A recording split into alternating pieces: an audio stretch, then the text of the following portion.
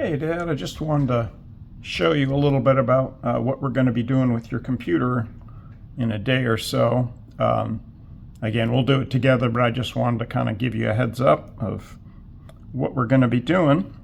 So the solid state drive is what we're going to be replacing. This is a spare one I have, and basically it slides into a slot in the computer, and it has a notch here, so it can only go in one way.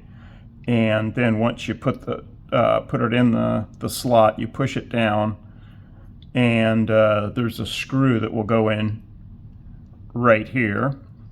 And so anyway, when you take yours apart, it'll already be in there, and you'll undo a screw, and then this will kind of pop up. It's kind of spring loaded, and then you can just pull it out like this. Yours is going to have a heat sink on here. Mine doesn't have a heat sink, but yours will. So that's what the solid state drive looks like. Again, it just has a keyed slot, so you can't put it in the wrong way.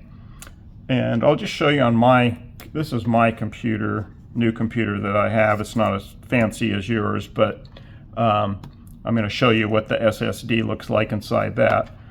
Mine has a magnetic lid, so I just can take the lid off. Your lid spins like 1/8 of a turn or something like that. It pulls out, and then you'll have 4 screws in the corner. Mine, I don't have to take the screws out. But anyway, this is the solid state drive inside of mine. Yours is going to be over on one corner.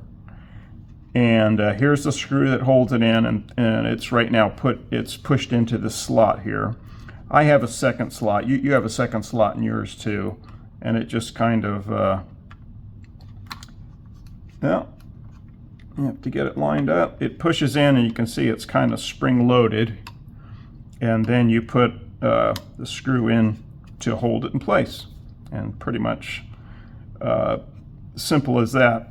Like I said, when you take your old one out, you'll undo this screw, and it'll pop up because it's spring loaded. You pull it out, and yours is going to have that aluminum block on here with fins on it. And I believe it's held in with 2 rubber, I don't know if they're rubber bands or rubber O-rings. Something's holding the heatsink in place. So you'll pull that off, and then you wipe all the paste, the thermal paste. It'll probably be like a gray or silver paste.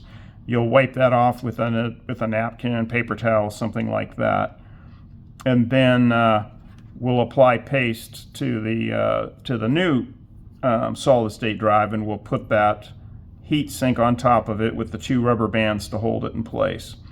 But I just wanted to show you how this comes out. Again, this is the one that's currently in, and so what you'll be doing with yours is just a Phillips screw. It's a fairly pretty small one, and just undo it. And when you take it out, again, this is going to be spring loaded like that, and then you just kind of wiggle it a little bit back and forth, and it comes out like that. Again, yours is going to have the heat sink, so once you pull it out, go ahead and pull off the 2 rubber bands, or however, something is holding it in place, and I couldn't quite tell from the videos I've watched what it is. And then you can just slide that. It might be stuck on there pretty good because of it's just been pressed into place with this paste.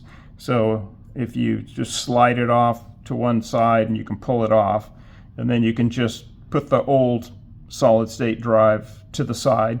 We'll wipe it off so we can store it without having the paste get on everything. So just put that to the side. Like I said, we'll apply paste either to the new solid state drive or to the aluminum thermal pad. Put it back on top with the 2 rubber bands, and then we'll just slide it into the keyed slot here like that, and then we'll just hold it down in place, and then gently get it started, and then just snug it down. It doesn't need to be very tight. It's such a small screw, it's best not to over tighten it, but do you want to snug it down? a little bit, and that's it. And the new solid state drive will be in with the heating pad on it, and we should be ready to go. Once we do that, I'll probably have you screw the top back in, because the top has the fan in it. When you open it up, there'll be a cord from the main board over to the fan, so your lid will be sitting right here. So once we have the new solid state drive in, we'll flip the lid back, screw it, and put the 4 screws in so it gets cooled, and then we'll get it all set up. So hopefully that gives you a little bit of a visual of what we're going to be doing, and like I said, we'll walk you through it when we do it, and it should be pretty simple to do. So anyway, I hope that was somewhat informative, and we will talk to you soon. Have a good night. Bye.